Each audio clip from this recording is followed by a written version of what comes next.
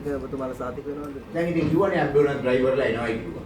ඈ ඊට පස්සේ ඇම්බියුලන්ස් மஹிந்தவுக்கு ஒரு மைதானத்தை கூட முன்பதிவு செய்ய தெரியவில்லை. இவர் நாட்டை எப்படி ஆட்சி செய்திருப்பார் என சுகாதார அமைச்சரும் அமைச்சரவை பேச்சாளருமான ராஜித சேனாரத்ன தெரிவித்தார். கொழும்பில் அமைச்சரவை முடிவுகளை அறிவிக்கும் ஊடகவியலாளர்கள் சந்திப்பின் போதே இவ்வாறு கூறினார். கூட்டு எதிர்க்கட்சியினரின் பாத யாத்திரையின் போது கொழும்பில் பாரிய மாநாடு ஒன்றை நடத்துவதற்கு திட்டமிடப்பட்டுள்ளது. ஆனால் குறித்த மாநாட்டிற்கு அரசாங்கம் மைதானம் ஒன்றையும் வழங்கப் போவதில்லை என மஹிந்த ராஜபக்ஷ நேற்று ஊடகங்களுக்கு தெரிவித்திருந்தார். இது ஒரு முட்டாள்தனமான கூற்று என ராஜித கூறினார். ஒரு மைதானம் வேண்டுமென்றால் அதற்கு முன்பதிவு செய்வது முக்கியமான ஒன்று.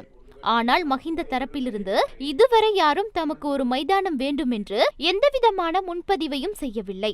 இவ்வாறு இருக்க எப்படி அவர்களுக்கு மைதானம் வழங்குவது என ராஜித கேள்வி எழுப்பியதோடு அவர் எப்படி நாட்டை ஆண்டிருப்பார் என சந்தேகம் வெளியிட்டுள்ளார். மேலும் கூட்டு எதிர்க்கட்சியினரின் பாத யாத்திரை குறித்து எமது ஊடகவியலாளர் கேள்வி எழுப்பியுள்ளார்.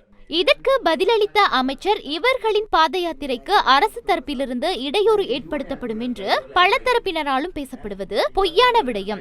இவர்களுடைய பாத யாத்திரைக்கு அரசு தரப்பிலிருந்து எந்தவிதமான இடையூறுகளும் ஏற்படாது என்று தெரிவித்தார். அதற்கும் தமக்கும் எந்தவிதமான சம்பந்தமும் இல்லை என ராஜித சேனாரத்ன கூறினார். மேலும் இவர்களுடைய பாத யாத்திரைக்கு எவ்வாறான ஏற்பாடுகள் செய்யப்பட்டுள்ளது என்றும் ஊடகவியலாளர்கள் கேள்வி எழுப்பியுள்ளனர். இவர்களின் பாத யாத்திரைக்கு செப்பனிடப்பட்ட வீதி உள்ளது. குடிநீருக்கான வசதிகள் உள்ளது. போலீஸ் பாதுகாப்பும் பலப்படுத்தப்பட்டுள்ளது. இதைவிட வேறு எதுவும் வேண்டுமா எனவும் சுகாதார அமைச்சரும் அமைச்சரவை பேச்சாளருமான ராஜித சேனாரத்ன கூறினார். ප්‍රඥාප්තියක් දෙනවා. මේක තමයි මේ රටේ තියෙන දේශපාලනය.